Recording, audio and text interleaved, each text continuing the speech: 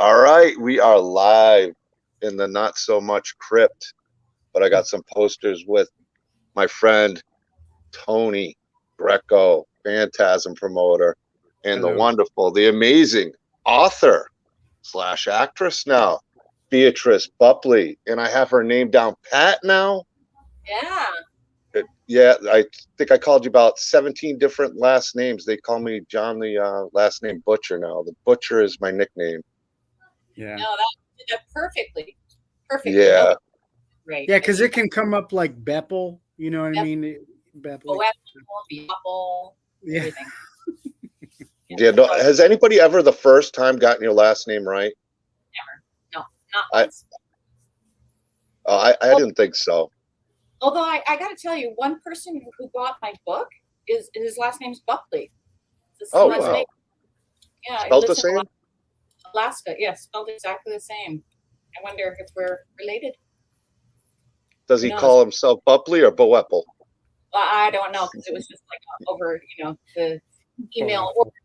I haven't spoken to him yet, but I was quite surprised when I saw that. When I saw that name, I was like, "What?" But, yeah. I'm so excited to have you on. Oh, look out! She's coming with claws. There it is. A little itchy. I gotta pick my nose. I just. Oh, does this look terrible? Yeah, you got to do it like in Freddy versus Jason. Pop it off. I love it. You can pick your nose, pick your friends, but you can't pick your friend's nose. Right, especially now with the razor glove. Yes, exactly. So we were live. I don't know. It's been some months, and I had you on the show, and you've done so much has gone on in your life since the last time I talked to you. That was a lot. Wasn't that a year ago or so? It's probably close to a year ago. You were talking about your book at the time, so if you want to talk about the Krueger curse to start off, I know you're excited about that. Yes, I am. Yes, I am. So, every actor, when you get cast in a role, you have to do something called character research, or you come up with the backstory to your character, whatever isn't given to you in your script, right? So, let's go back 32 some odd years. I was, when I was cast as Amanda Krueger, of course, I came up with a bit of backstory to my character. Like, I had to decide, why did she become a nun? Why did she give up? Well, we knew why she gave up Freddie. She kind of had to for the church, but and what was her relationship with her son and things like that. So I created a history to this character to flesh her out, to make her real, and I've kind of lived with that story, and bits and pieces of it, more and more, come every once in a while. And then, but in this past, basically the past 2 years or so, because I've become more involved with this again, with Nightmare on Elm Street, and getting, starting to attend events and meeting fans and interacting with my fans. Obviously, she's much more on my mind. And there's just this voice for this character and for the history between her and Freddie that I just wanted to share. It's just been dying to come out. So I wrote the book, Krueger's Curse, Nightmare Before Elm Street. By accident, I said Nightmare Before Christmas one time. Oh, whoops. But anyway, it's a little different. But anyway, so I've written the book, and it's kind of a labor of love. It's my homage to Freddie and Amanda. Mostly, I mean, it's really told from the perspective of Amanda. So it's how she sees her son and her struggle with everything that she went through. So kind of, it stays true to the films, all 8 of them. Like, I kind of, watch them all over and over. And I made sure that anytime there was any sort of fact given, any dates, any reference to Freddie, to Amanda, to family, I made sure that was included. And I did have to change. I had to kind of smooth things out a little, because if anyone's watched all 8 films, you'll know that there's a number of discrepancies. The dates don't completely really match up. And there's some things that are like, wait, what? Wait, okay, if he was born then and she was born then and he's this old, how could she have, that kind of thing. there wasn't a real consistency through all 8 films because it's completely different production. Well, not different companies, but different directors, different producers, and such, and different writers. So I kind of had to make some choices in that regard. For example, I noticed a lot of people put dates down that Freddy Krueger supposedly was born, and I was like, well, we know he was born. We know he was conceived at Christmas. You know, that was when she was locked in the tower. So we got to add 9 months to that, and let's see. You know, and that's his birthday. So I made it just as a little. I look back to that year, and I chose of 9 months, you know, later what was a Friday that happened to be a 13th. So anyway, but you know, so I kind of took some liberties here and there, but I think any fan of Elm Street will really like this. I don't know if you're not an Elm Street fan, I don't know. My family, my husband hasn't even read it. I don't know that people that don't follow Elm Street would really get as a standalone story. I'm not really sure, but definitely fans will get a lot out of it because there's so many different references, you know, and things that we see in the film. I just flesh it out. You know, I take what we kind of things that were hinted at about his history, and I flesh it out. What made that out? You know, why was he so nasty? Why was he always beating him? You know, what was the relationship with Freddy with these kids growing up? You know, we knew that, you know, how they would tease him in elementary school, but later on, the parents that end up killing him, well, they're his age, so they were the kids that teased him when he was little, like he grew up with them. So they've been kind of against him from the start, you know. So I kind of all these characters, and I am a little nervous now that it's going to go out to the fans because this was specifically for, you know, I said I was only doing 100. The first one, and I think I didn't want to run out of having any for show, so I'm doing a second print of another 100, and I think that's going to be it. I really, you know, I'm going to put many out there, but I just fans have been for them. And I'm really curious to see how the fans will react. With writing the book, do you feel like all the research you did, you know, Freddy Krueger, Nightmare on Elm Street, that much more from all the research and writing the book compared to when you did play Amanda Krueger in Nightmare on Elm Street 5? Oh, absolutely. But I mean, I've learned so much more, even before, definitely from writing the book, but even before that, you know, just interacting with the fans the past few years, I've learned so much more. And, you know, I mean, when I played Amanda Krueger, at that time, I had never seen Elm Street 3. I had no idea anyone had ever played her before.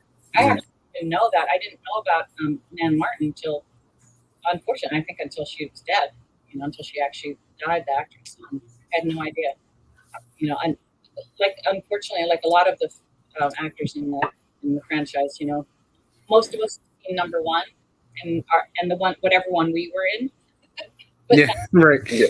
But other than that, a lot of people haven't really talked to me today. I think a lot of people haven't seen all of them, but that's not true of all of them. There's some, you know, fans amongst the alumni as well. But I am a fan now, and I can't say that I was before. So, yeah, it's definitely changed my approach, and I feel very strongly about these characters. And you know, but I'm not sure. You know, some fans might not like. Freddy in the book, he turns into who he turns into. Like, I don't change that. I didn't make him a sweetheart or anything. But he does have a past. I mean, babies aren't horny, and unless it's, you know, unless horny go get sex, you're not. Here at work, you know, makes things out of me all burned. But when he was first born, he was a baby. And you have something already genetically wrong with the baby. And it's important. And it's just me. Like anytime I've ever played a character,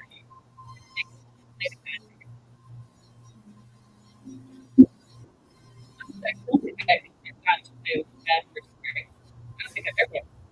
I guess I look too innocent.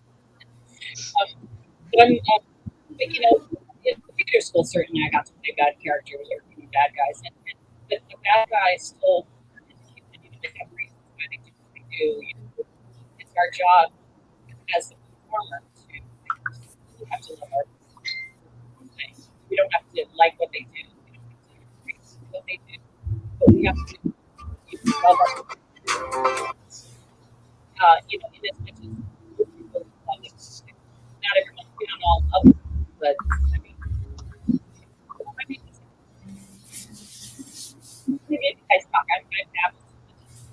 Well, I have a question. When you say you made up a lot of it, and you said that you went back and watched the movie so you didn't contradict anything, has the studio gotten back with you? Do they like what you've done, or do they have any problems with it, or anything like that? Well, so okay, so here's the thing. Here's the. Do I want to really? I don't know if I can talk. You don't have to go into the dirt of that. I'm just curious. Are they behind you more or less? Are they okay with it? We'll see. Can I not even ask? You don't have to answer nothing. She's pleading the fifth. That's fine. Absolutely fine. We shall see. We shall see. That way. We shall see. Okay. There's always that thing I've learned is the fan, as long as it's used in terms right. So that's how it goes without you stating anything. There's always ways to work together on things. I guess we'll leave it at that for you. Yeah. Absolutely. What was I gonna say? There's a few people here. Michael Toast here. He's done quite a few pieces of Miss Beatrice Boepple. Yes, talented man. Yes, he is. I'm not sure who the Facebook users are, but welcome to the stream. Anthony Jordan, a great show. I know he's a huge horror fan. And then we got the man who made the Beatrice Boepple Hawk, Camp Crystal Cabin 6, my friend Mike. And I know he's excited for you to get that at Fantasm. I know Michael Toast is out. So two Michaels are doing stuff for you there. And I know they're excited to get to. There's other things that have been done that are really, really cool. So really excited for some of the stuff that you're gonna have around you. People are gonna love it, and I think she's gonna have a great time there. I know so many people are excited about you coming to Fantasm. I know I am, and it's just been with all these conventions you've been doing, and you just got over back surgery, and you're looking great. From what you said, yoga helped you out a lot, and you're recovering wonderfully. I'm recovering well. Yeah, I'm still not allowed, unfortunately, to do yoga. My surgeon said I can't for 6 months, which is really a bummer. Like I'm not allowed to bend forward, and I'm not allowed to do twists, only because it was spinal fusion. So they want the bones to fuse. So usually with surgery, they want you to start doing PT and getting your range of motion back as quick as possible. But with this, they don't want me moving. I'm, as it is, moving way too much, I think. When the surgeon saw me at the 5-week point, he was like, wait a second, you're moving and acting like it's 6 months past surgery. Like he couldn't believe it. He said he's never seen somebody heal so quick. But I think, the fact that I've done yoga most of my life really helped. So. That's cool. And you're don't overdo it. You know what I mean? Don't push it too far. Yeah. But I don't want to be all chubby and fat and all floppy Fantasm. What am I going to do? Oh, I think it's going to be great. Feeling better, so that's good. I love how she embraces the character of Amanda Krueger. I think that's awesome. I love seeing that from other actors and actresses. Some like, it's that one role, I'm sick of hearing about it, but you embrace it so much. It sounds, I mean, you have this emotional tie to Amanda Krueger where she's such an important part of you that you embrace. And was there ever a time where you didn't embrace Amanda Krueger in a sense before the conventions, before all that? Was there ever a time where it was conflicting? Yeah, I would say like the character of Amanda, I had a connection, from the time I was cast. I didn't know as much at all about her, and certainly about the whole Elm Street storyline. I didn't really know too much because at that point when I played her, I had only seen Elm Street 1. I'd never seen any of the other ones. I never was not connected to the character as an actor. Like most of the characters I play kind of live, they're like children. You play a character and you give birth to them, whether it's on stage or on screen. So a part of them stays with you, kind of almost like a past life memory. But so certainly there were years and years after playing her that she was just one of many memories. She didn't stand out. Amanda Krueger didn't stand out. And And as far as outwardly, I never talked about it. I don't know. My family just sort of, they're so not into horror films and whatever that nobody in my family saw the movie except for my grandmother, of all things. No one, to this day, actually, none of them have seen it. So I kind of never really talked about it. And I went out and meet people. I'd never tell them that I played Amanda Krueger. I did. And as a yoga teacher, I would mention, horror film. I don't know, whatever. But then, when I started once I got approached and started to get called into doing conventions and started to connect with the fans, that's when I started to embrace her more and think about her more.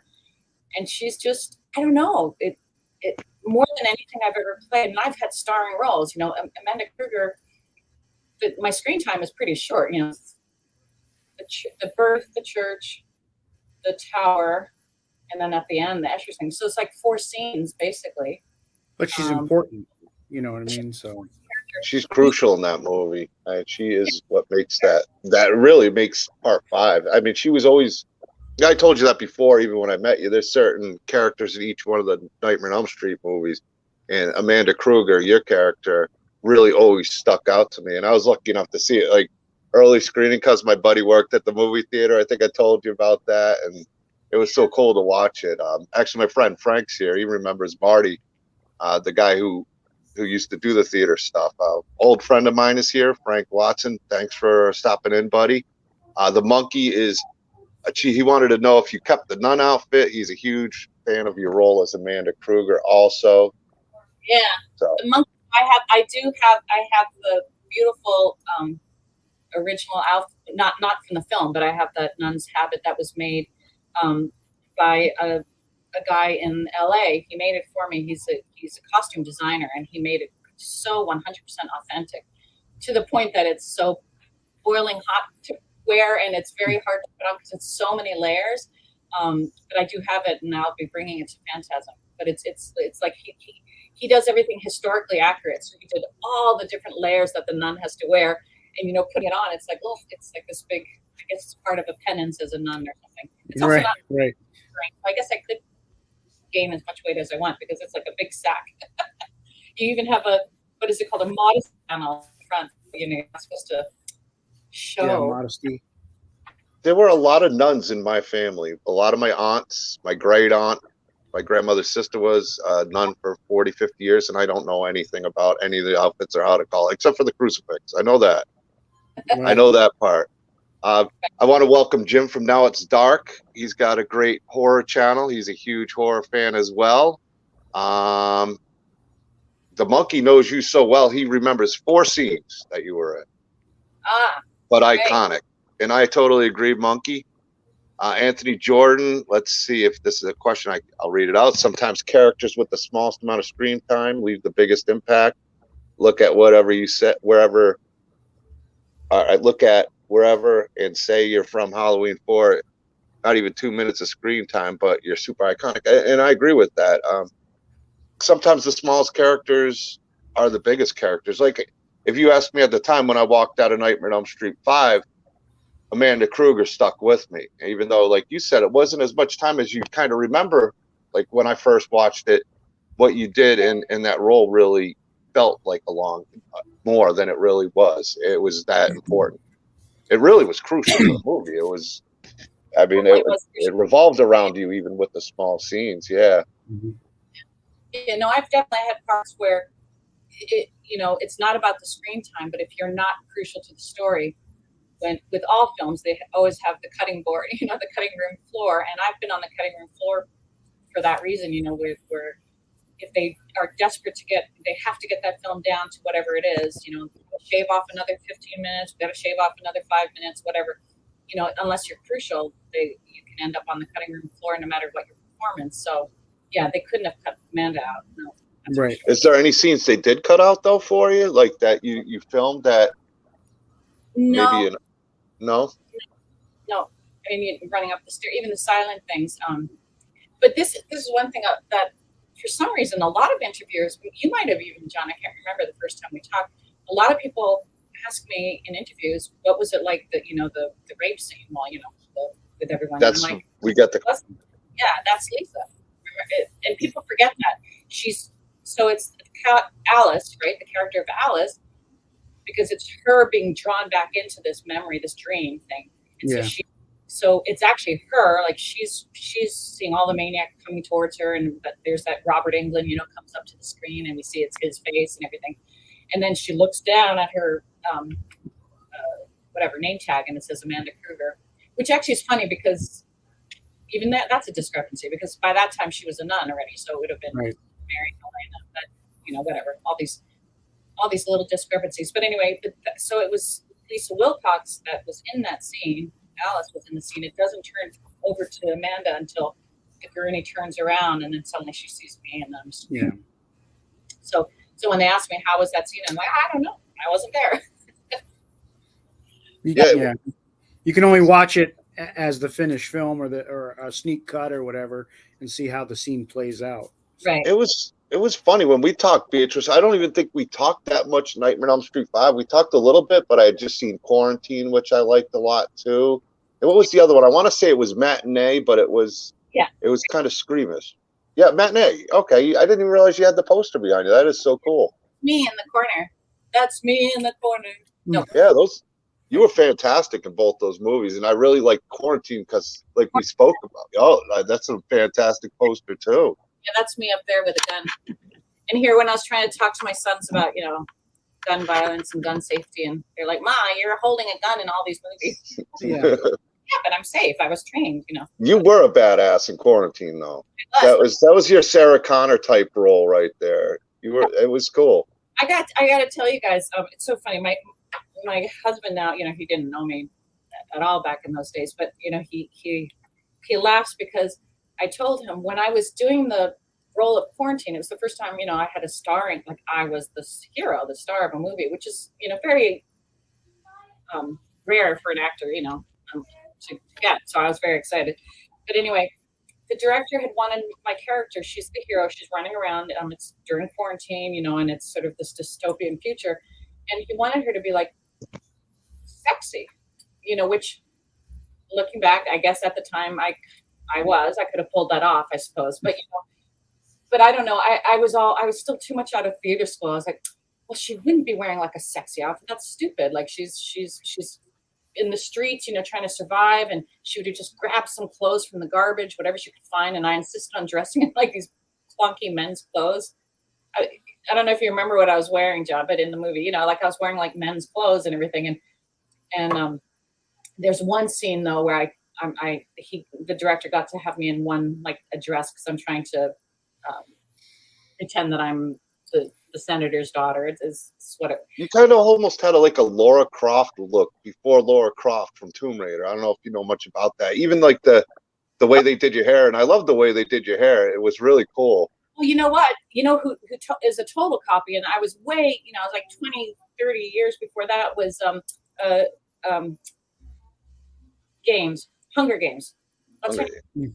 Chris. I forgot. What is her name? She's popular too. She's done. Kristen Stewart. No, not Kristen Stewart. In Hunger Games. Jennifer Lawrence? Yes. Yeah. So her character, Katniss, was dressed, it was the exact same thing. It was that side braid and, whatever. And that whole sort of tough look. And that was what I was. That was my character. And that was way before her. So I was toting that cool look. But, there's a lot of things as an actor that I just kind of roll my eyes at now. The same, when I quit acting, there was a lot of reasons why I did. But one was because after doing Elm Street, all I would get was horror films, and the scripts were horrible. They were just like these, anyway. Direct-to-video type stuff. Just like yucky things that I didn't want to be pigeonholed. And I had this wonderful career for like 10 years prior to that in Vancouver, doing all kinds of stuff, going from stage to film to TV, playing leads, playing this, playing that. And 21 Jump Street. 21 Jump Street, Stakeout. Scene with Johnny Depp. There you go. All these fun stuff.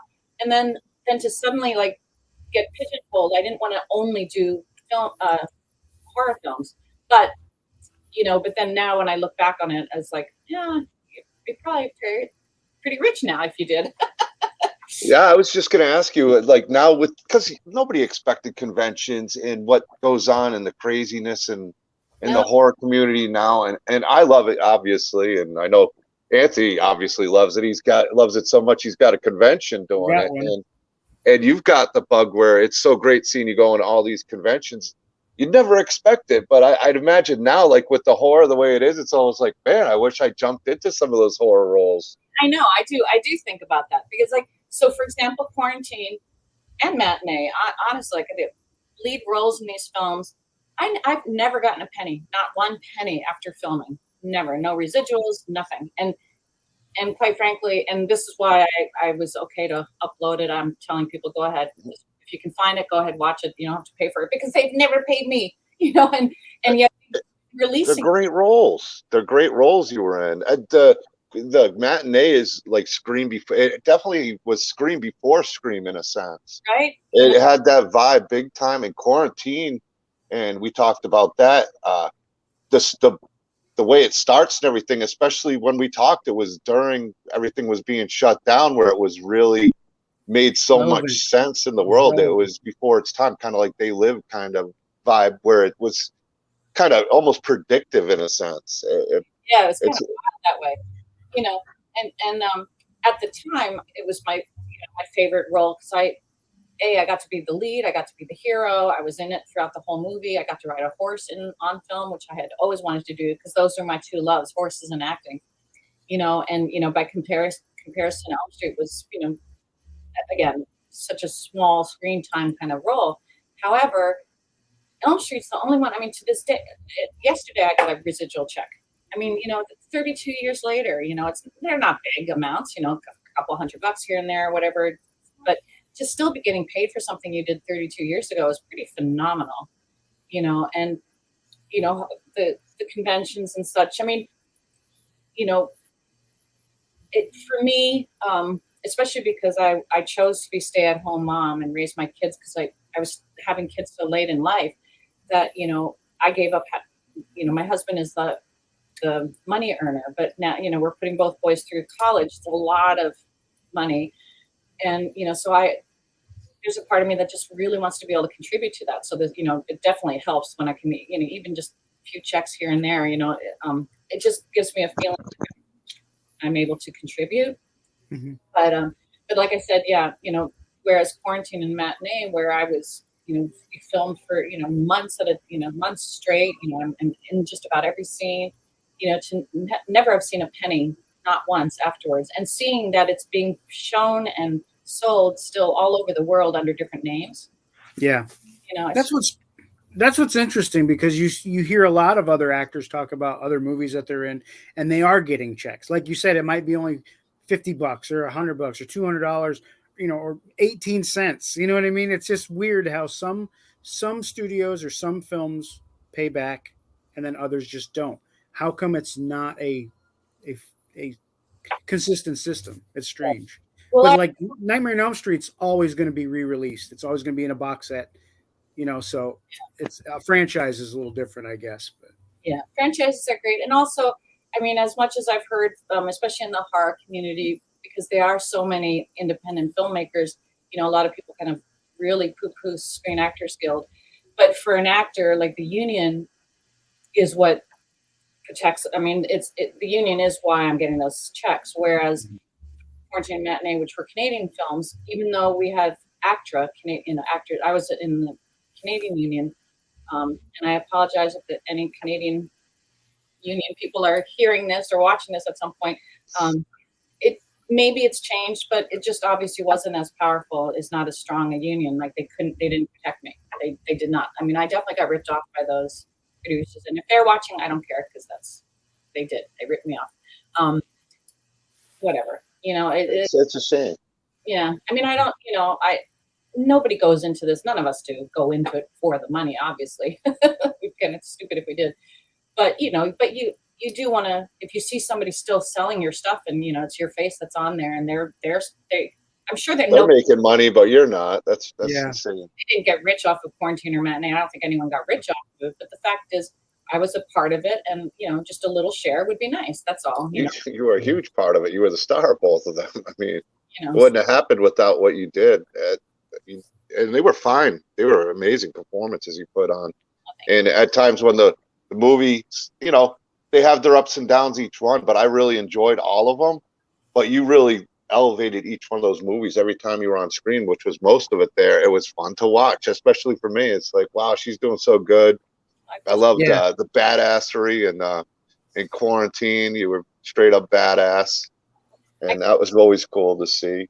Yeah. And I got to give a shout out to Kevin Von Esper. You referred him to me. I had him on the show one time. The Life and Times of Dookie Weisswater. I'm probably butchering it, but I know your son's a musician as well. But Kevin was great. I had him on. I wanted to give him a shout out. Yeah. And he's saying, he's heard Blumhouse is bringing the Nightmare franchise with Robert. Let's get Beatrice back in the films. I'm totally down for it. And Monkey says justice for Beatrice. Thank you. You are so loved by the fans, and I see every time somebody meets you, the stories they have and how nice and kind you are. I want to say from all of us fans how much we appreciate that from you. It really goes a long way. Oh, thank you. Well, from everyone I've met, most people in the that I've seen at the conventions, the actors, for the most part. I mean, there's but most people seem pretty kind and good, because I mean, you'd be stupid to not know that if it weren't for the fans, we'd have been long gone. We did this thing 32 years ago. It certainly wasn't back at the time New Line and now Warner Brothers. They weren't the ones keeping it alive. It's the fans that were keeping it alive. It's totally 100% fans. And so, I actually, I think, John, I might have talked to you about it, and Tony, I'd be interested in your opinion on this. But I was told that there's an actress, not from the Elm Street franchise. I don't really know which franchise she's from, and maybe she has enough money, that money isn't a factor for her. So or maybe I don't know. But anyway, so supposedly what she does is she'll only go to conventions if the convention pays her, and then she will not take any money for autographs. She gives it free, which, honestly, I mean, of course it's easier for me to say because I'm not a rich millionaire, but I always think if I was one of those, the big name stars, the A-list that make $1 gazillion, if at that point, if you're going to a convention to meet your fans, like, yeah, why don't you just give it for free? I don't know. But I don't want to put anyone down, but I just want to, I guess my point is that a huge part of it is gratitude to the fans. People, I don't know. I just feel a huge gratitude to the fans. That's all I want to say. And I appreciate the people like Tony that create these spaces for us to meet, putting the fans and the fannies. The fannies. That's the new term, the fannies. The fannies. The fannies are coming to Fantasm. Oh my gosh, John, don't start that. That better not take off. Here's my little. I think I saw that, and the person you can get those, can't you, awesome. on eBay? Yeah. Your friend makes them. I saw them on eBay because I was looking up Beatrice Boepple stuff. Yeah. Amanda Krueger for just to kind of peek around what was out there and see. This is Will Turner. I've never met him in person, but Custom Hard Dolls. He sells them. But then I know there's somebody else that did it too, maybe after him, because Wizard World was selling them. They sent me a bunch to sign. Actually, when we were doing the interview, was around the time that I found a bunch of fake stuff up on Wizard World. Shame on them. Yeah, you were telling me about that. Yeah. Autographs, my autograph, and it wasn't my autograph. I mean, I could so clearly see it wasn't me, and it was that I'd never seen in my life with my autograph. It happens. And it does. Like, I can't imagine that Wizard World itself would do that. Their reputation is not based on being, authentic. Did we ever get that Funko Pop made? I know you've been dying to have your own Funko Pop. I can't remember if it was being made or... No. But I know somebody who does custom the ones, because I'll reach out to one of my friends. I'm pretty sure Derek Rickard told me he knows the guy who makes the Funko Pop. So let me see if I can reach out to him, because I know you've been dying for a Beatrice Amanda Krueger Funko Pop. So Didn't Mike make a custom Funko recently? yeah, actually Mike did. I'll see. He might Yeah. be here. I'll see if Mike can do one. Oh, that would be He fun. might be able to. We'll get something done because I know you've been dying for those Funko Pops and they go crazy. Actually, Be cute. even You know, I got my little. You know, I got. Yeah. son. Gotta have one. But you need Amanda Krueger to go with her son. I mean, it's not right. have his little glove coming out or whatever, you know. But this is now my most prized possession so far. Like It is so cool. That is so neat. and you know, I Really good. yeah, it was this woman in I think it's Turkey. I think she lives in Turkey. I think that's where she sent it from. I had just found this on not her. This didn't exist. I found this woman on Instagram, and she makes little heads of.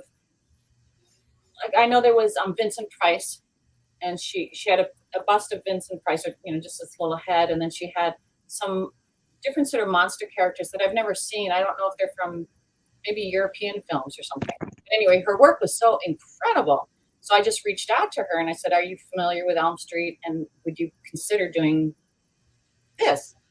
Mm. I sent her pictures of Friday and she said, "Oh, I'd be honored to." And she gave me a super cheap price. I mean, something that I could afford because I couldn't afford, you know, one of the real ones. Anyway, so she made it and I'm just so blown away, so impressed by it. Yeah. You're always showing it off. Everyone always sees you with it. Mike actually did a Funko version of you that that'll be at the event, so that'll be really cool for you. Cool, awesome. Yeah, Like, yeah. I think I sent you a picture of it, but I'm not sure. But it did. It came out. Mike does amazing stuff, though. Anyway, remember it now. Yeah, that's right. It's so cool. Yeah. I was talking about the other Mike, Crystal. Oh, Camp Crystal. Oh, Camp Crystal Cabin 6. Yeah. I knew Mike had drawn a picture. Yeah. I know who you meant, Camp Crystal Cabin 6, because he did the Never Hike Alone. Yeah. Also, a couple questions from the monkey. He seems like a super fan, so I want to make sure he gets his questions out to you. Nightmare on Elm Street franchise. You deserve top billing, she feels, in the Blumhouse adaptation. Second name on screen. I agree. I think if they do it right, even with like what you did with a book, there's so much story to tell with Amanda and Freddie. I really feel like that'd be a great story to work on and put on screen, and that's why I'm excited to read the Krueger Curse. I'm not sure who the Facebook user is. You can allow it to be seen. She says you look, or he or she says you look as beautiful as ever. thank you. And Janet, he cute. I'm not sure on that one, but yeah, he drew Michael Toth through that. Facebook user, I am excited for you to see the 3D tumbler I'm making for you. Ooh. If you and baby making for you, something of Baby Freddy. So I imagine. Oh, I know who that is. That's Lisa Marie. I believe that's. Hopefully, I'm saying it right. She makes these tumbler cups, which are really cool. She's making a really neat Nightmare on Elm Street one she sent, and she wanted it to be seen on the table and wanted to show it to you. So Cool. you know me, I love to have all the different talent in the community put something around us, and show all their work off. So I can't wait for you to see it. It is really cool. Oh, I think you're gonna like it. Okay.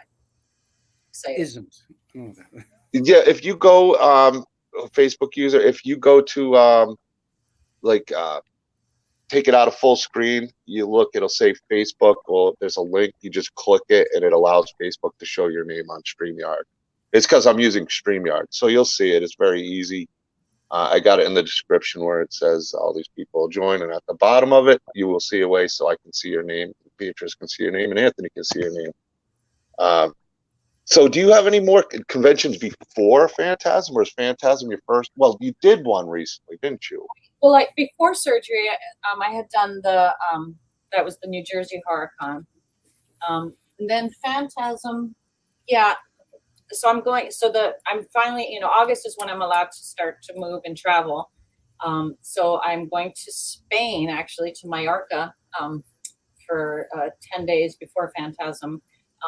That's just for my 25th anniversary, wedding anniversary. Oh, congratulations. Thank you. Yeah, so it's with this German couple that we met in Greece about 20 28 years ago. And they ended up coming to our wedding from Germany, and they came with us on our honeymoon.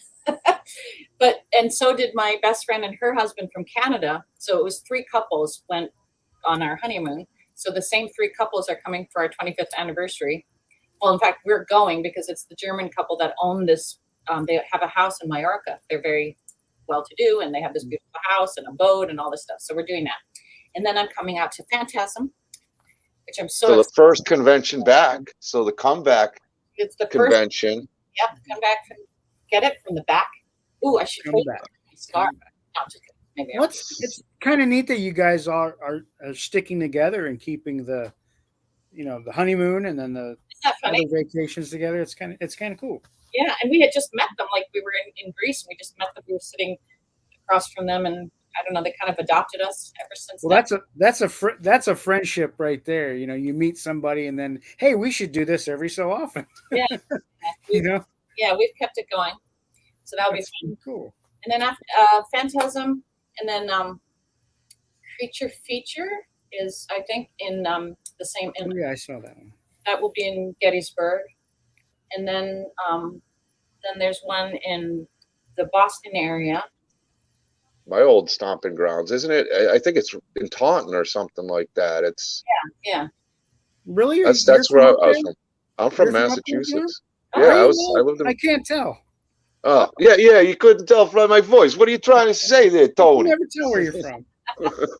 And my younger Beatrice. son, Oh, go ahead. Sorry, I didn't mean to cut you off. He's going to college there in Boston. He's going to Northeastern. Yeah, I think I'm trying to remember where it was announced. Now my brain's so focused on I can't remember if it was Mansfield or Taunton or something like that. You're going. Yeah, it is Taunton. I think it's Taunton and then also England in the fall. And England is the Hampshire HorrorCon. They had reached out to me. I have to keep reminding my agent that no, you didn't get me this. They reached out to me like 2 years ago, and then COVID hit. But they had asked me. I was one of the first people they had actually asked to come out, and then after that they started adding a lot of that. So they're going to be almost the entire cast from 5. They're flying out, awesome. And then also Mark is coming out. Mark and Kim from number 2. What's his name? I think a couple people from number 3 that I've never even met. It's gonna be a massive Elm Street gathering. That's awesome. So that should be fun too.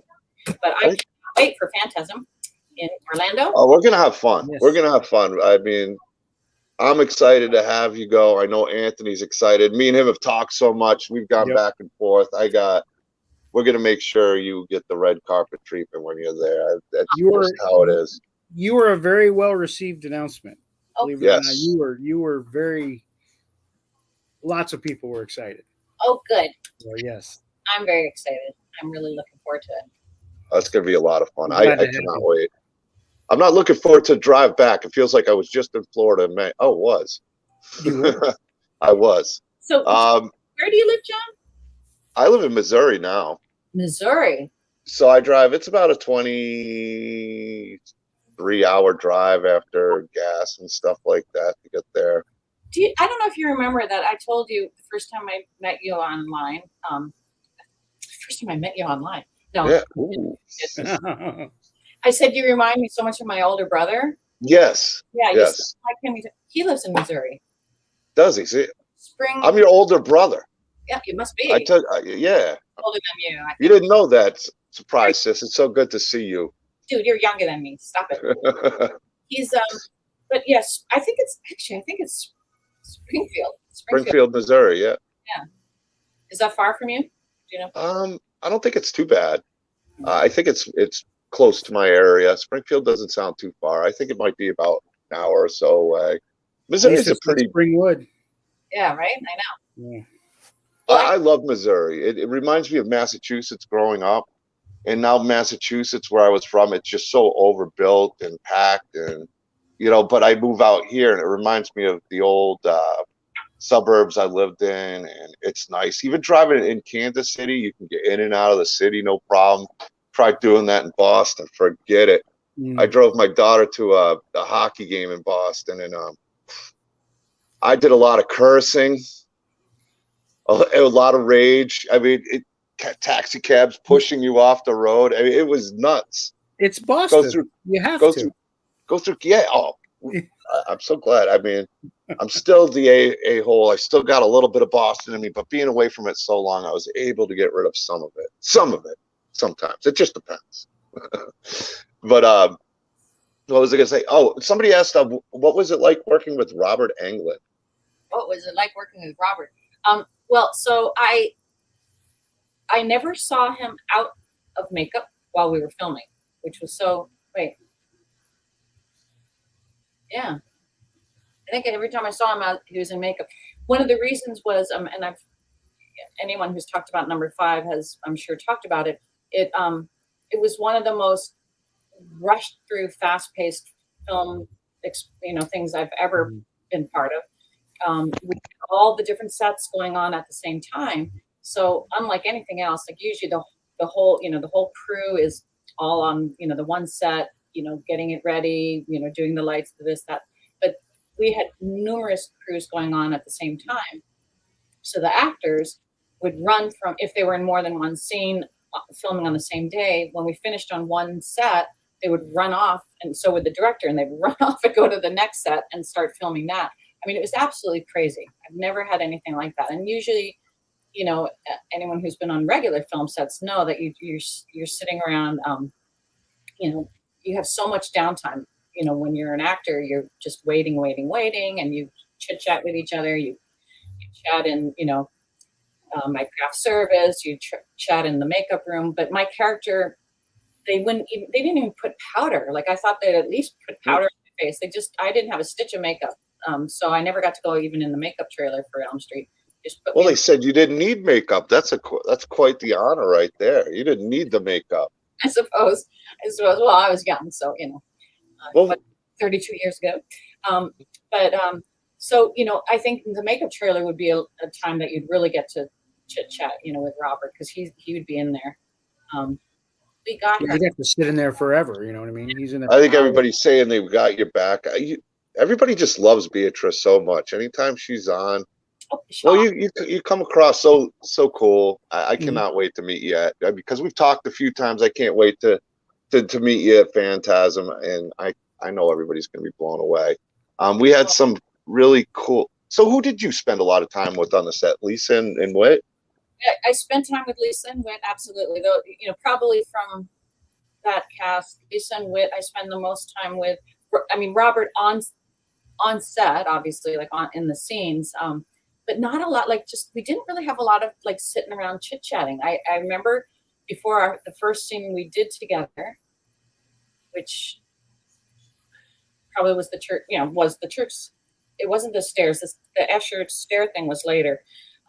But anyway, so he shows up and he's in full makeup, and I'm looking right at him. But I'm looking at Freddy Krueger. Like, that was the first time I got to meet him. And it was odd. It was a really freakish experience because I didn't really get to, I can't see say him that in person. You didn't get to meet Robert Englund. You got to meet Freddy Krueger in a sense. Exactly. Was he once he puts on the makeup, is he in total Freddy mode kind of deal? I mean, he didn't use the Freddy voice, and he didn't say anything like that. But I think it was in that transition thing. I didn't get to feel like I was meeting Robert. Right. It was more like a Robert about to become Freddy kind of thing, So, yeah, we didn't. And I imagine, like, he's, such a great actor. But I know how that makeup can be. I'm sure you're not, when you're in that makeup after a while, you're probably not in the most, like, talkative mood in a sense, other than when you're scenes. I can imagine it's pretty irritating with all that latex on you. Right. So I totally understand that. You got to stay focused. You have to, you're uncomfortable, and you have to use that to your advantage. He's like, you can't just let you get pissed off and welcome to prime time. Getting his voice down. Yeah. Well, I don't know if you guys have probably heard stories. Erica Anderson, who plays Greta, with the most horrific death scene for me. Like, I just that was so gross. It really grossed me out. And she's hungry. Yeah. You know, they cut a lot of it. I mean, as it was filmed, it was even grosser. I mean, you really see him really going into her stomach and pulling out, bits of her own body. And Yeah. but, but talk about the latex, because she had to have like the big Oh old yeah. thing. And she's told this story many times before where, she wasn't supposed to eat, she was getting really, really hungry. And, she was supposed to only like drink through a little straw. And finally, I think we were having spaghetti that day and she ended up eating. She said, to hell with it. She was so hungry.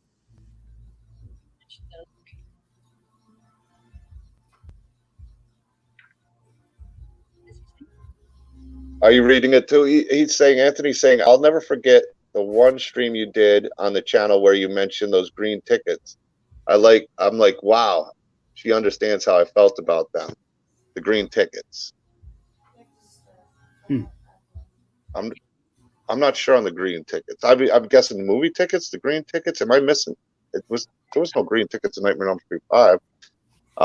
If you explain a little better, Anthony's a very detailed guy. I've watched his show, super smart about everything he does. So I'm sure it makes more sense than what I'm reading.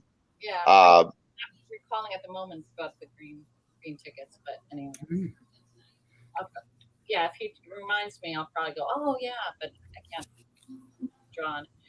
But anyway, as I was saying about Erica, just that whole thing, the discomfort, because then she got stuck with some of the spaghetti spilled and stuck in her.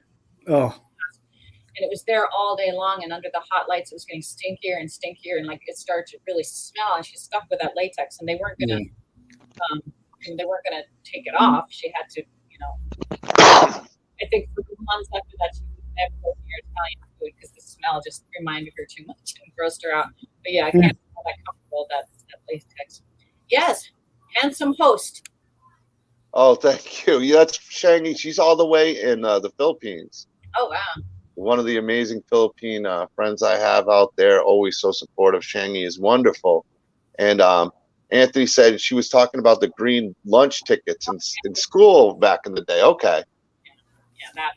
So in my family, we were struggling for money, and back in the day, when you got the free or reduced price lunches, right? And I was one of them. And now I know in the schools they're so careful about making sure that kids never have to, be outed for being poor or whatever. So I don't know how they identify them, but I think everyone just has the same swipe card, and so that people don't know whether you're getting it for free or not.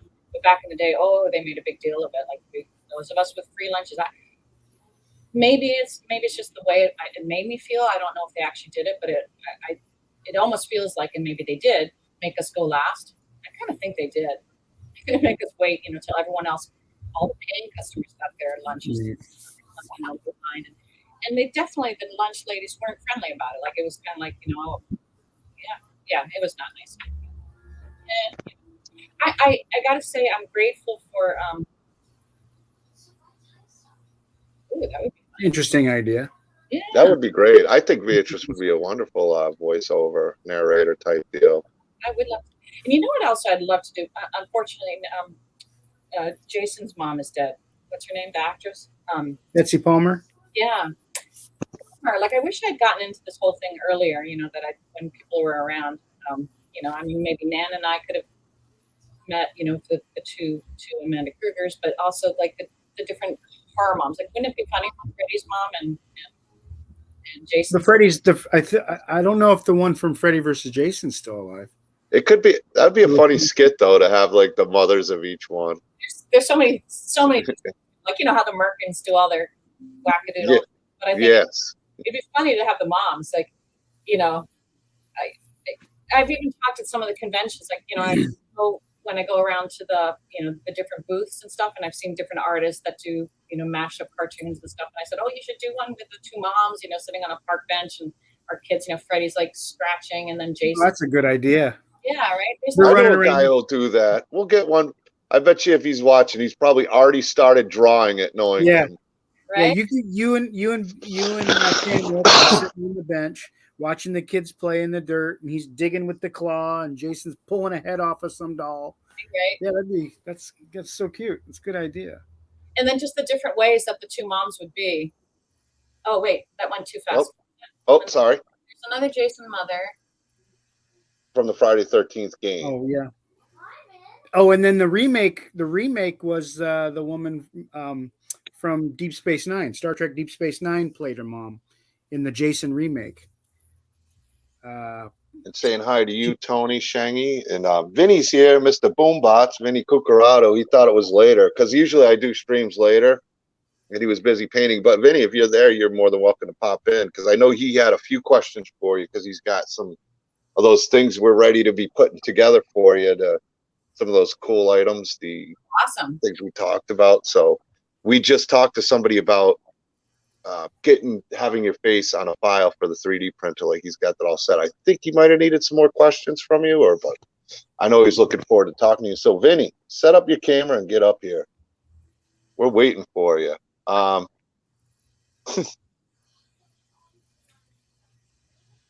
Let's see. I don't want to miss anybody's questions. Let's see. Winky, thanks for coming in. The monkey.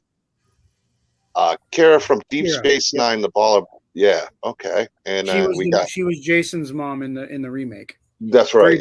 Very brief. Tony, what about doing a Mother's Day, around Mother's Day, do some little convention, like even if it was a one-day thing, and have like the mom's horror or something like that? Wouldn't that be fun? That would be cool. For a Mother's Day thing, and I mean, holidays are tricky. Yeah, it is tricky. Mother Day. Yeah, you wouldn't want it to be on Mother's Day, but maybe around that time. Yeah. Who else is there? Like a lot of just the different kind of. That's it. Nina Visitor was her. Yeah, Visitor. Yeah, Anthony Jordan's like a book of knowledge on these things. He's if you have any questions, well, Vin, you're pretty good about that too. Between you, Vinny, Anthony got the question right, and then I had that autograph piece that you were donating that Brett signed. Oh yeah, yeah. Oh well, don't worry. I can't do nothing with it now. my favorite guy from the other house, I left it upstairs and I didn't realize, and I guess he decided he wanted to open it up and play with it. So, oh, it's not a big deal. I laughed. I thought it was funny. Yeah, we were going to pass that because I didn't know when I answered that question. I didn't know it was part of the raffle. When I blurted it out. Yeah, just give it. You could have given it to somebody else, like you suggested. Well, he's got it now. He opened it. He wanted it. That's fine. So, but I want to get another book from Beatrice. I think I'm going to throw that in the 2K giveaway. So I'll be ordering that after this stream from you, Beatrice. I want to do it for the group. Yeah, the group's been awesome. I got give a big shout out to Doomsday's Krypt group on Facebook. If you're on YouTube, check out the Facebook channel because that's going to help you win. And Facebook, check out the YouTube channel because that's going to help you be a part of the raffle. I want somebody who's following and supporting Doomsday's Krypt to win a really, really cool bunch of prizes. So, got to plug that in. Let me donate it. What's that? I'm going to donate one, and I didn't know you were having a raffle. Well, I throw out tips, so I might have to do another tip, a tip for doing that. Wait, tips? Tip? Remember how you told me last time when I ordered the first book? Right. I threw in a tip. Oh yes, that's what you're saying. Yeah. Okay. Yeah. It was. It sounded worse than it is. It was literally a tip. Yeah. I'm a professional host. Come on now, guys. Bunch of dirty minds. You had to emphasize it. I wasn't even thinking that until you had to emphasize it. I guess it's just the way I say things. It just sounds so bad. It's the Boston. He said, you look both ways before you cross the road. That was his tip. Yeah, there's your tip of the day. Yeah. Yeah. Oh, I don't know if you saw. I don't know if I put it on Facebook. Yeah, I think I did on Facebook. I know I did it on Instagram. At the. Do you guys both know Father Evil? Have you seen that character? I don't know Father Evil. Father Evil. Father Evil. Yeah, if you look up Father Evil, it's funny. Like I met him at the New Jersey Horror Con, and it turns out it's this guy. He just it was a cosplayer, and he dressed up as this evil father. He wears these weird lenses. I did see that. Yep. He looks like a priest and everything, and he Humpty Dumpty. He what are those turtles? Oh, sorry. I'll go back. I can't. It's hard for me to. Yeah, it looks like. No, I don't know. That's him? Yeah. Wait, how do you have that just sitting there? Oh On my yes, yes, phone. I saw that picture. That was a great picture my where phone. you're dressed up as Amanda. Yeah, so the Father Evil. So I met him. So we did some photos together. We thought it was funny because I'm dressed as a nun, and I just put on Facebook this picture because it looks like he's kind of lecturing me. He's looking at me, and I'm looking up at him. I'm dressed as Amanda. So I said, when Father Evil is telling Amanda, more jokes or whatever, and the joke was that a dry cleaner comes up to the convent and talks to the nun and says, "Do you have any dirty habits?" Oh boy. But I'm That works. Nasty habits, dirty habits. And Let's see. Kevin offered to do photo shoot for you. I know he's somewhere in your area, and you know Kevin, so costume and everything. Make it a legit. I know he's a talented guy. Let's see what else we got. Yes, that picture's so great. Oh yes, and you wanted somebody to put something in there, right? Well, that one. That one. Oh wait, there you go. Yeah, that's where I was talking about the joke. Yeah, I really didn't know how she should, respond. I couldn't come up with. Well, you responded about as good as you could there, huh? I feel it looked like where was Freddie to defend his mother? Come on now. Right? What a terrible son. Terrible son. I'm sorry. Actually, yes, he is. He's awful. Too bad. The devil. Well, don't talk nasty about my boy. I'll always love him. I will always love my boy. No matter what he does, huh? Let's see. So you always love your boy when you go to the shows, and if you're ever there with Robert, how do you guys get along, talk? I mean, so okay. I've only been doing conventions, a year? Mm. And so I haven't been in a show with him. And okay. I had a long talk with his agent at one point, and there's I don't know, there's a lot of strange things going on about that, but hopefully it'll happen soon. I'm hoping we might end up both in Japan together. I just think it'd be really cool to have a reunion because it's been a long time, so I would be just as curious to see how it goes myself. And my book, I gotta tell you, I'm a little, I don't know, I haven't sent one to him. I haven't sent him a book. Well, I haven't gotten it, for one thing. That they should be arriving hopefully within 2 weeks, I was told. But yeah, I'm nervous to see what his reaction would be. Only because, we each, as I said, again, I don't stray really from the story. I mean, it's pretty much, the film's going to show you basically what his background is, but I draw out that relationship between them.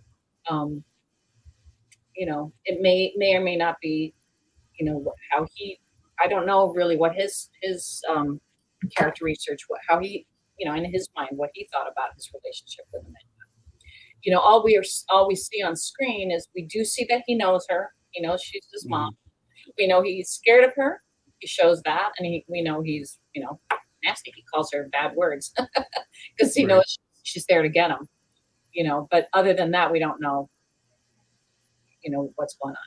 So, well, I hope everything works. I hope when you do connect, everything's good. I'm sure he'll be fine. I've seen him with his fans, and he always gives them lots of time. He's always great with people. So, yeah, I've always heard good things too about Robert Englund. I've never never heard bad things.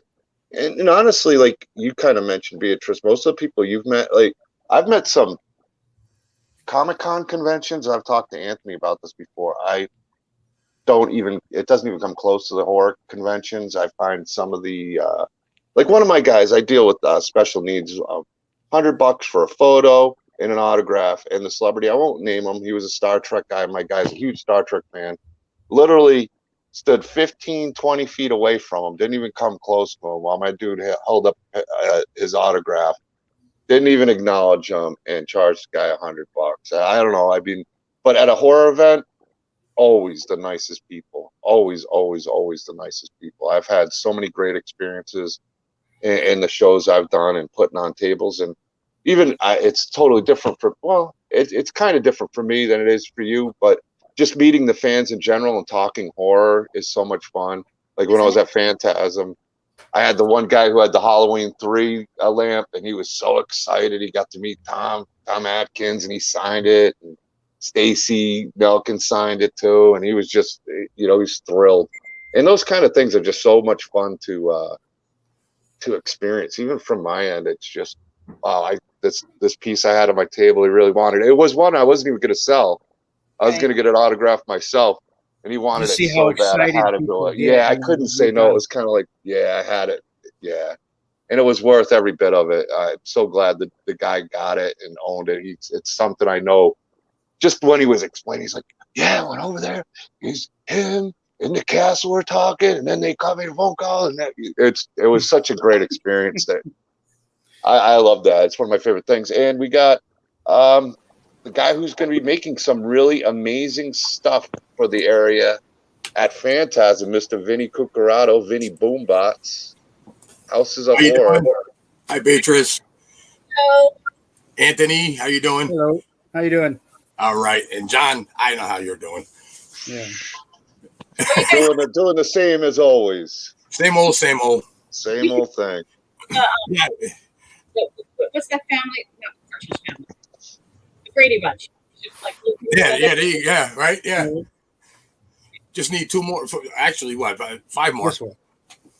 Yeah. Other way. Well, There you go. Yeah, I don't know who we're looking at. I always get goofed up. Just look I've at been painting a bedroom all day. Yeah. Tony, on 3, let's look. You look up, I'll look down. Okay, 1, 2. Okay. All right, and then I look down at you. Now, John, look at me, and I'll look at you. Other way. Other way, Beatrice. Other way. Oh. There you go. There you go. Oh, I'm mirrored. Oh. Yeah, it's mirrored. Oh, that's fine. And then how I look down. Well, so then if I'm looking at anyway. It's so stupid. Yes, Thomas Bruce is making some very cool stuff too. I can't wait to show you some of the things. I'll send you some pictures. He does these magnets, and he's got these Nightmare on Elm Street 5 like old looking cassette boxes that I think you're gonna really love. They're awesome. They're so cool. He's I'll tell you, Doomsday's Krypt's got some amazing people in the community that are got some stuff coming for the table that I think people are gonna love to have. Need you to sign it. Need to own it, and need to have it, and need to have it part of their horror collection. I think it's going to be that good. What's cool about these? What's cool about the VHS boxes? They're literally like 2 inches by 1.5 inches. They look like a VHS box, and they got a magnet, but it's perfect. And then he's got these little stands that'll sit on it, like a book stand or something. And they're this big, but they're awesome. And then he makes the box like if you had all the Freddy movies, he'd have the slip case that they all go in. It's insane. Oh, that's awesome. It's insane. He does some really cool, really, really, really cool stuff. Yeah. I think you're gonna really enjoy seeing it. And Vinny's got some cool stuff. Vinny's okay. Vinny's all right. Mensa. But Vinny, your hat's saying we can't ask you any shit, so well. Yeah, but that's mainly for my kids. Oh. You can? But they still ask me. Yeah. Usually when the car needs some work, that's when they call Vinny up. Yeah, exactly. Getting too old for that crap. I don't even fix my own anymore. Well, I do. I have to, but I wanted to ask Beatrice about the habit. Now you have one? Yeah. So now that I have an authentic one that I'll be hot and sweaty one, I have my easy to wear, very light one. It's sort of almost one piece that you can have for the thing you're making. Okay. All right. Because I mean, I could make one. It's no big deal. It's just a bunch of material, really. Yeah. Just to put together. You know what I mean? So that way it's on there and it's ready to go. That's true. Because I don't know, like the dimensions of you for it to fit, for you to put one on there that fits you. Right. I don't know what that. It might be too big, too small. Right. So if I was to actually make one for it. Right. then I know it would fit, Yeah. Okay. I mean, because it's basically just a lot of white material, right? Yeah. If you have some pictures of it, like front side views, then that you could send me. Sure. That way I know exactly. I mean, it's a nun's habit, so they're basically all the same. Yeah. It's just yours is white. Yeah. Just don't make it look like Sally Fields. Right. Yeah. Well, yeah. Oh, yeah. I was going to put those big wings on there. I thought you wanted that. Yeah, I do. He's going to make it fly. He's going to put a helicopter propeller on it so you can fly Yeah, around. It's going to have a beanie. Make on it a drone. I've always wanted to fly. There it is. Oh, that's cool. So, yeah. All right. I'm fine with flying. All right. But yeah, I just wanted to make sure because I know John was saying that you had one. And when I was thinking, like I said, if yours doesn't fit it, right, then it might be a problem.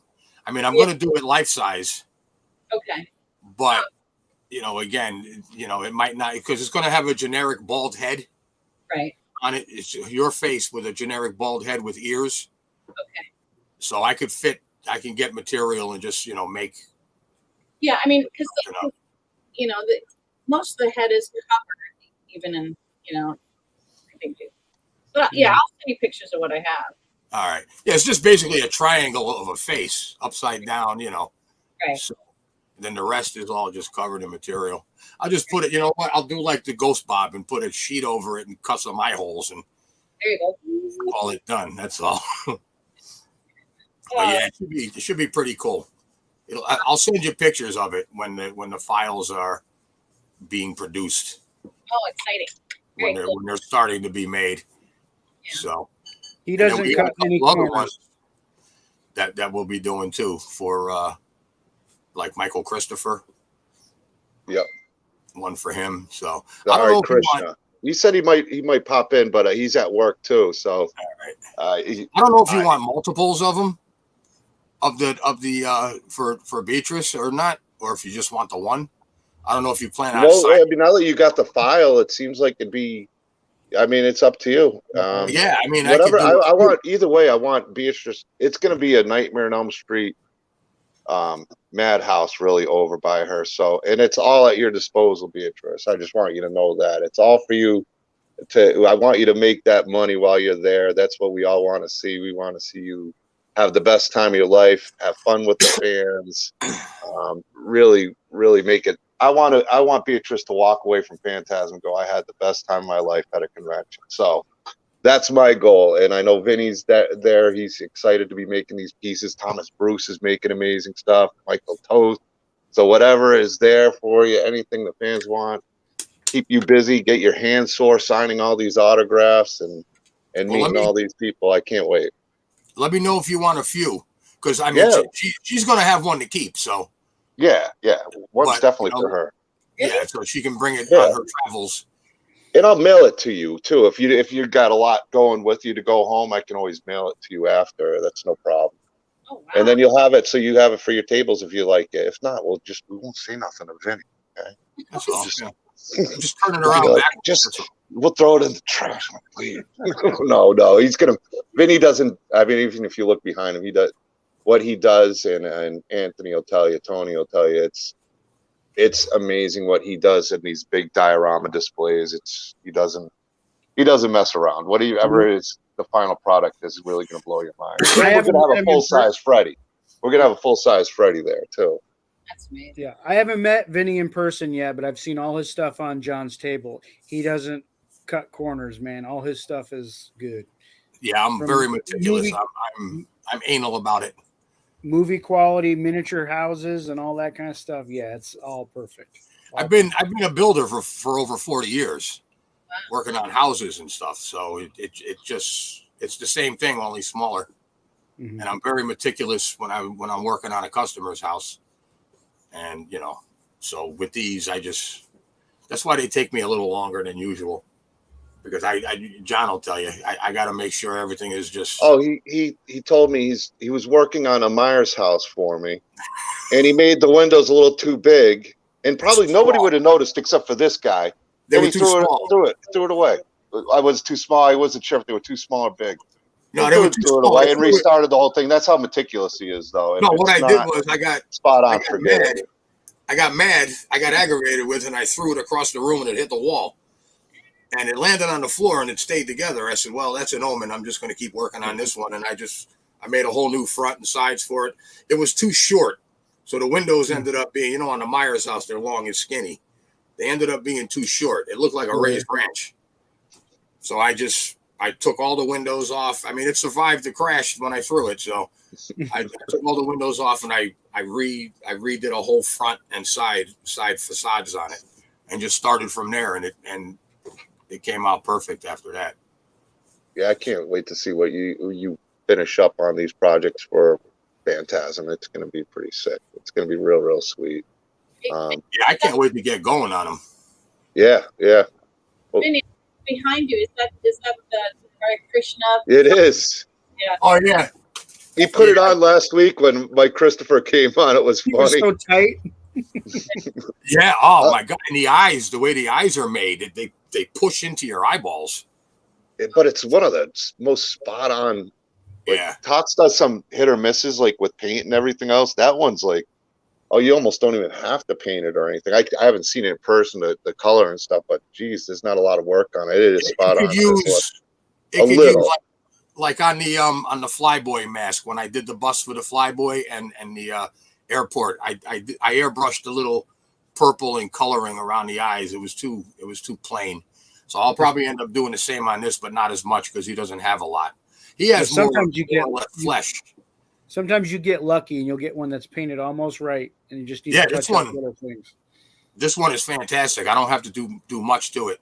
The only thing I don't like about it is it doesn't fit your big head. Well, no, that too, but it doesn't have. If you can see, it doesn't have a neck. Oh yeah. I'm sure you can fix that. Okay, because you get a big scarf on, so. Yeah. I can't wait to start working on this piece. Vinny, yeah. Do you ever get scared in that room? Even if it's your own. Well, like the dog did. The dog did in the last piece. He did a Michael Myers, like a bit like the chest up thing, and I guess your dog got scared to death and started growling at the thing. Oh yeah, he always does. I was holding up the David bust, and he was looking at it. He was growling and barking at it. The only uncomfortable thing about this room is she stares at me the whole time. Regan. Oh my Lord! The whole time I'm here. Hey, there's Freddie. Yeah, let me see Freddie. Move it up a bit. Oh, there he is. Freddie and Wait, Thomas Hewitt. is Leatherface after him? Yeah, Leatherface is trying to kill your son. Yeah, he's. Hey, my boy. He ain't playing. Hey, you get away from my. Ooh, who's that? Oh, that's the demon from Exorcist. Oh man. Right here. Oh, yeah. Oh, in the corner, yeah. Okay. Zuzu. I got Freddie up there too. Oh my gosh, look at that. Is that a Jesse one? No. Tots. I got Jesse's behind me. I got a few Jesse's, and I got the Funko poster I'll be bringing too. There's a Funko Freddy back there. I saw those posters are always great. I got a couple of them. There's a place that has them. The Freddy behind you, John, those are Jesse's, right? Those are Jesse's. Those are two different. I had the one without the hat that I had before when I was with Beatrice, and that's his newest one with the hat on. New ones are awesome. They look great. They look great. Yeah, they're fantastic. I also got the resin ones coming from Lonnie McCullum, and those are really cool. I got some with the soles on it and some without. Those are amazing too. So yeah, you're gonna see your son all over the place. You're gonna be having nightmares about your son everywhere, and really yourself too. So it's gonna be maybe her grandson too, because I'm gonna actually no, it's not her grandson, Freddie. Oh, yes, I know it's almost baby like Freddie. I'm looking into doing a file for a full body. Oh really? For the baby Freddie, yeah, and then doing him maybe about 3 feet tall. That would be amazing. I wish this had a body. Well, if Vinny says he's going to do it, it's one of those things with him. He will. It's if it gets done, which it probably will be now that he's focused on it and he knows that you'd love it. Oh, It'll get done, and it's going to blow your mind. That's just how like I said, I'm so lucky One way in the or community another. with all these people. One way or another. I was just MacGyver something. Yeah, we call him MacGyver. that's awesome.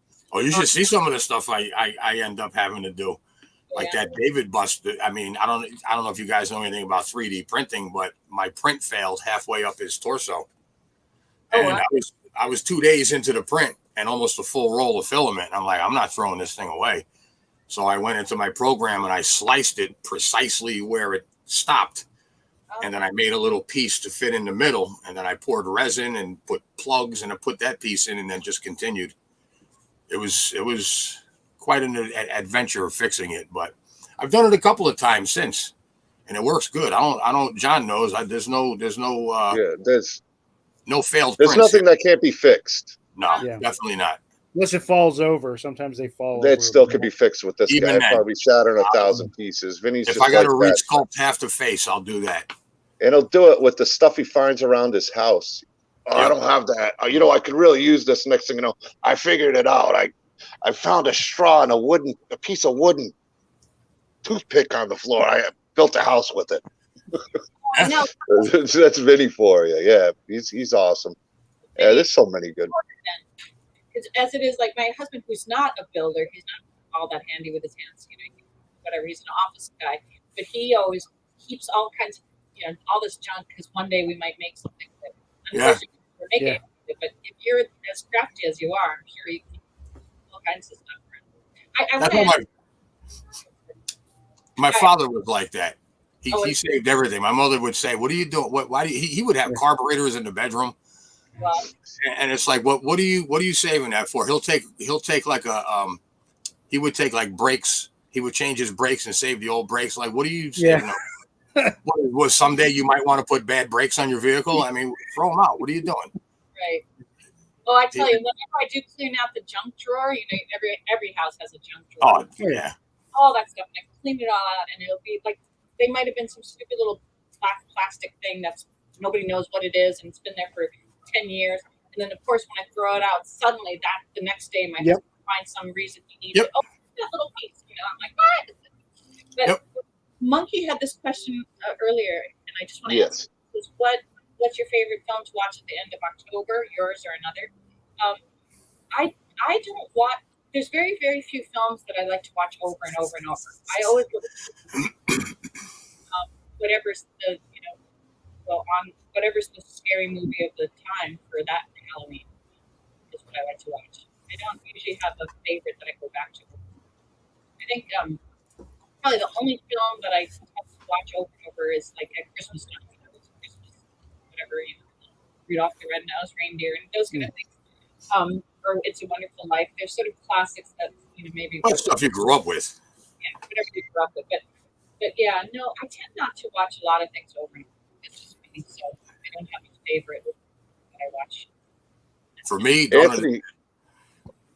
Oh, you go ahead, Vinny. What's yours? Dead, you know that. For Anthony, it is Rob Zombie's Halloween 2, and usually Rob Zombie's Halloween 1. Those are his two favorite films in the franchise. Get him out of here. Shut him off. That's it. Yeah. Those are definitely the two that I watch the most. Every year. My favorite Rob Zombie movie was the one that didn't have his wife in it. There was one? I don't know. I'm just saying.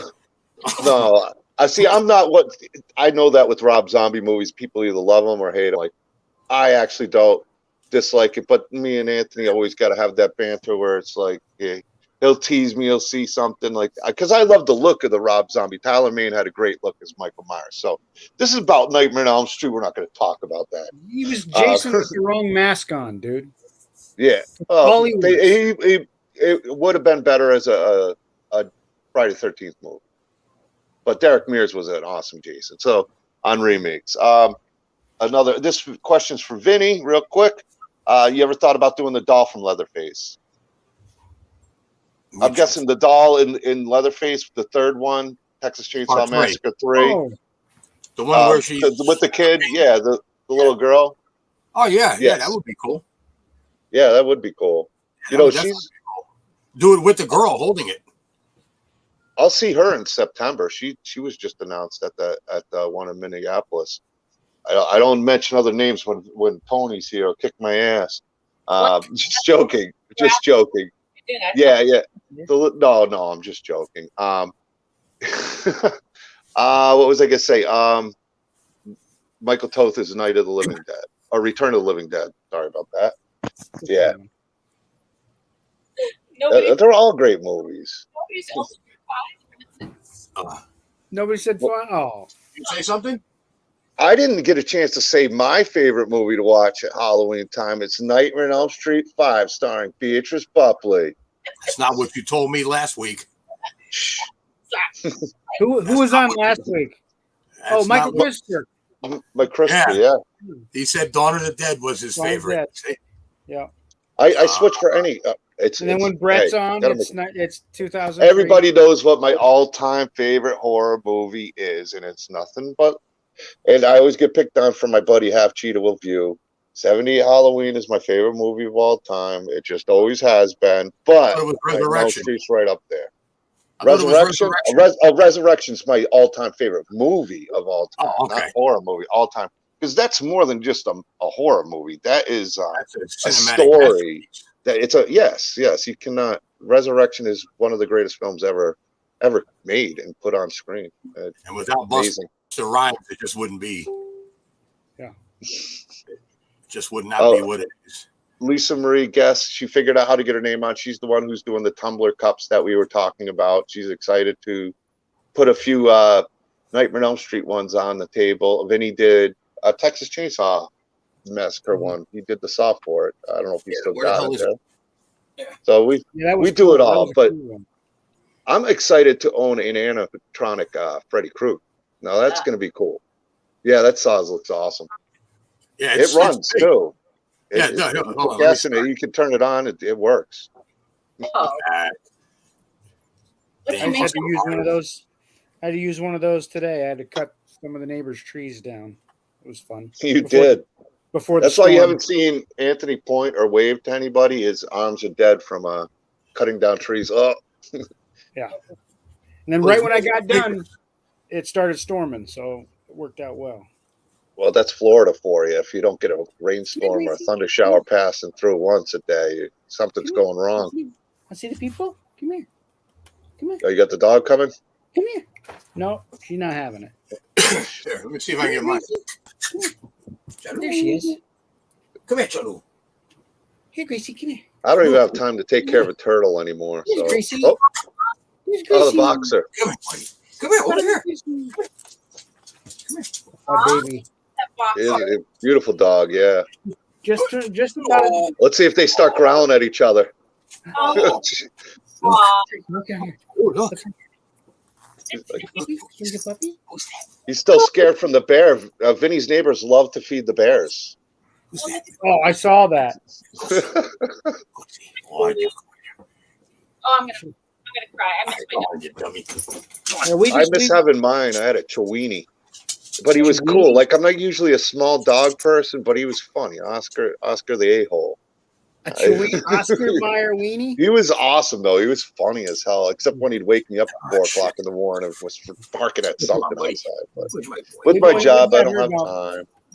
I miss having a dog. But I do. You're a good boy.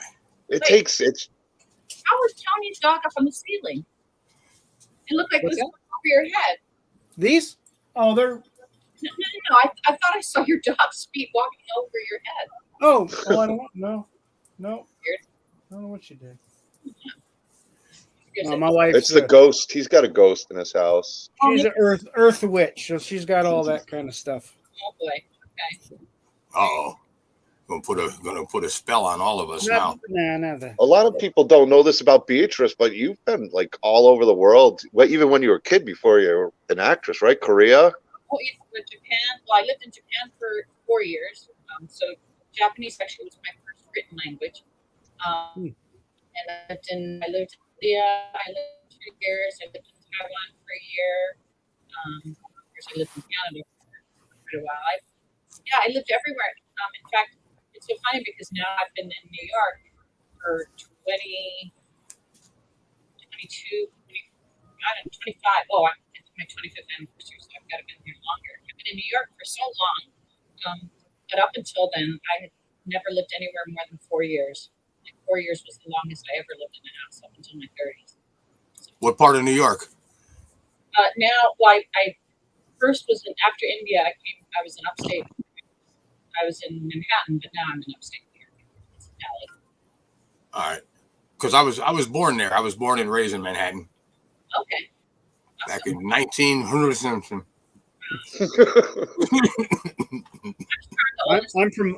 I'm from upstate New York, so I'm from the farmland. Oh, I am too. I lived in upstate New York, Clinton, right by Utica.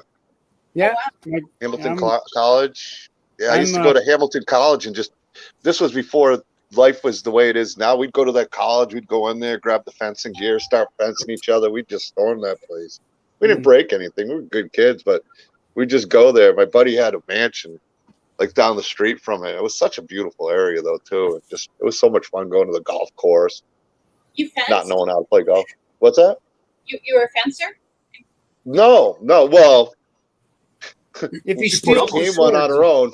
You're talking. We didn't do the old fencing. We smack each other with it. We'd smack each other with the swords. You know, those things will sting too. Kind of like the locker room towels. Yes, they probably a lot worse. There was a few marks every once. Like in Dumb and Dumber. Remember when they go to the party? Yeah. Yeah, that's how they fence. I loved upstate New York though too. We were by the cider mill, if anybody knows the Clinton area. Oh, we talked about this before, didn't we, Tony? Yeah, I'm from Cortland, so it's like, between Ithaca and Utica, Portland. Yeah, I played hockey as a kid all over. Yeah. We've all been New York. We've all had a New York state of mind. Yep. Yeah, there you go. We got 4 New Yorkers here, at least one point or another. Forget about it. Forget about it. Forget about it. Vinny, where do you live now? I'm in Connecticut. Oh, okay. I live basically on a mountain with wildlife everywhere. Rochester. Yeah, Jim from Now It's Dark. Great channel too. I love to give people a shout out.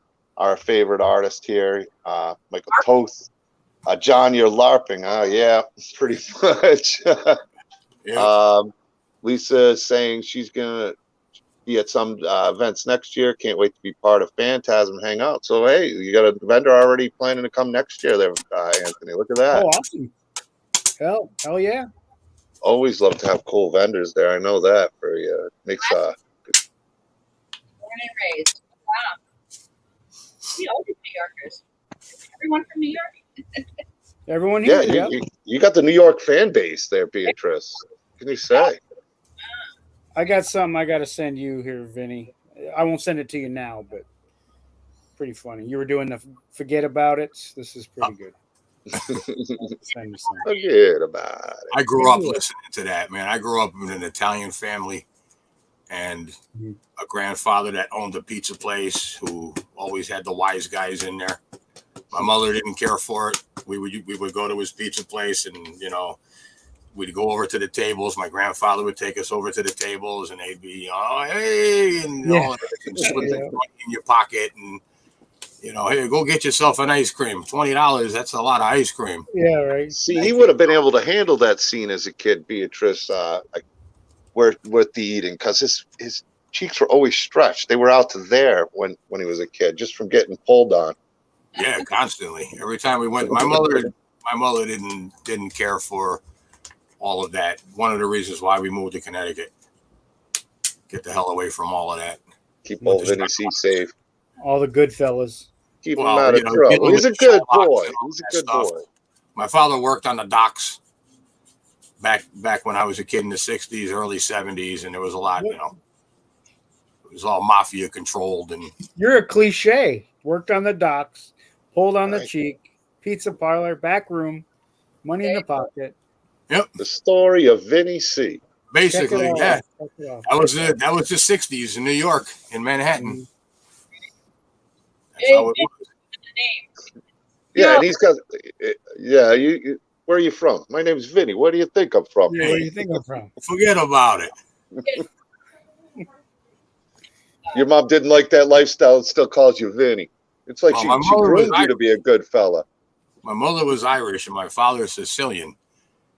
So, and his father was all intertwined and stuff. And Oh, that is cool. That's cool. That's great. Yeah, that is really, really cool. Gives like a 3D effect. That's awesome. Yeah, that is cool. That what's it? Dave Hogg, who's a cosplayer, and he does Dream Killer cosplay. He made it. I heard of him. He also made me I have little baby Freddy earrings. He said, he goes, these are probably the ugliest earrings on the planet. And when I was recovering from back surgery, he sent them to me, and I was having a really bad day, and it was they're kind of ugly. A face only a mother could love. So I'll be bringing them. I'll bring them to Fantasm. Yeah, but see, that's the thing about you. You own it, and you express it, and you embrace it. And Awesome. Do you get recognized? And I wouldn't be surprised more now than even back when you were acting in the 80s. Because I imagine people see you all over now, and it seems like your fan base is really blown up in the last year or so, where it's like everybody knows you. Yeah, here I'm in my neighborhood. I'm known as the local mom and PTA, whatever, and yoga teacher and stuff like that. But I do have to say, and I don't know if this person is listening, but when I was looking through, I was given the list of the orders. People have ordered the book, and one person literally lives like a few blocks from me. I don't know if they know it, but anyway, it's kind of interesting. Like, ooh, I don't know if they know it, but I live in their town. But anyway, yeah, no, I don't get recognized here. Well, speaking of getting recognized, I'll tell you a funny story. Back when, 30 years ago, after I'd done these films, I was waitressing at some club in Los Angeles. And it was for breakfast. It was for a Sunday brunch. And these two ladies were in my station, in my area, and they kept whispering and looking at me and talking to each other. And then so I come over, and the one girl looks at me and says, "Are you in the movie?" It was so funny in LA because of course everybody's in movies. But anyway, I was like, "Oh yes," and she goes, "You were in Stakeout, weren't you?" Which really surprised me, but it wasn't. I guess I had just done that recently, so whatever. She recognized me. I said, "Oh yes," and she goes, "See, I told you you're a friend." See, I told you. And then she goes, do you mind, could we have, and the way she said it, I thought, could we have your autograph? Because she had just said, you were in the movies, I knew it. And she goes, could we have 2 coffees? And I'm like, and I had out like ready to sign, and she was like, yes, 2 coffees. How would you? Oh, yeah. Anyway, it was funny. I bet they wanted your autograph. They didn't want to ask you to feel bad about asking you for it, but they didn't mind asking. And then you're caught like this. That's the thing. How do I get out of that? Yeah. She goes, yeah. Could we please? So I pick up my pen, 2 coffees. I'm like, yes. She pulled out those acting chops to really pull that scene off once she knew it was cut. Yes. Oh, I got it. Yeah. She had to improvise. Let me try one more. Can we do another take on this? Yeah. I didn't mean to pull out let me come back here. We're going to ignore that. You know me, and I'm not going to go to sign an autograph. You know what you could have done? What's your name for the cup? Yes. Exactly. I hate to cut it short, but I got to. Oh, yeah. I'm painting the bedroom, and it turned into fixing the bed, attaching the headboard, all of that stuff in the middle of painting. And I got one wall left, and it's drying slow as hell because it's humid. And everything's taking 2 coats. So I got to get back to that so I can finish it tonight. I thought you were doing this later. We usually do, but Beatrice, we adjust for somebody like Beatrice. We did a little earlier for tonight. And I didn't know. I mean, usually your lives go on till like 4 a.m. So I figured, well. No, usually the lives end, and then Vinny talks. Me and Vinny wind up talking for like 2 to 3 hours after the stream. So even if we do a 2-hour stream, we're usually talking for about 5 hours with different ideas for the next thing we're going to do. It's always fun, though. I just happened to pop into Facebook on my phone, and I saw that you were live. I said, "Oh man, I didn't know you were doing it this early." I told you the time, but you probably were like, you just saw live and you just assumed, because usually I it's got so much going on, man. It's Yeah. crazy. You know that. I I'm trust dealing with me, I- filament companies. I'm dealing with G SLT files, printers, slicing things. I got so much going on. I Oh, thought really pretty fast, John, because when John said, "Oh, we usually start around 9," I'm like, 9? That's my bedtime. Yeah. They usually start Well, at it's- 9, 10:30. yeah. Well, usually I start that time because my individuals are in bed by then, and I know I don't have to cut it short. Like I got to unfortunately get going soon too, which So it's all about you. it is about me. That's It's what it my is. show. The hell with everybody else. Mine. Vinny, Keep everybody else up all night. we're an hour and 40 minutes into it. Yeah, Now. It's short. but I think I'd love to do this again, Beatrice. Of course, before Phantasm, I'd love to have you come on. Maybe get the panel. I know everybody's really busy. Maybe get you, Michael Christopher on, and my buddy Brett will pop in. I'm sure Brett Wagner. He's the Lost Leatherface, real cool guy. He actually stopped over my house on Friday, and we did a stream in the Krypt. And we did a bike show. He was awesome, my individual. So we added another peg of coolness on my book anyway. But yeah, it's always fun. Anthony, always cool to see you. Can't wait to talk to you soon. Vinny and Beatrice. I'm so glad surgery went well. I'm so excited for you at Phantasm. I know, like Anthony said, people once they heard you were being announced, it's so excited to see you coming to Phantasm. I think you're going to really be the one who everybody is really the most excited to see, just because you're back in the scene and being at conventions and to meet Freddy Krueger's mom. I think that's so cool. Awesome. And yeah, Can't wait. Yep. oh, it's going to be awesome. He says it to all the people, right? But anyway. No, I only do that on the favorite movie thing. Right. Yeah. Just the favorite movies. Yeah. That's the only thing that changes. It was nice No, but, meeting you online, Beatrice. Thank you. Yes. Yeah, same here. Yes. We'll talk again. Awesome. Thank you, everybody in the chat. Take care, Bye, everybody, everybody. and we'll see you soon. Bye-bye.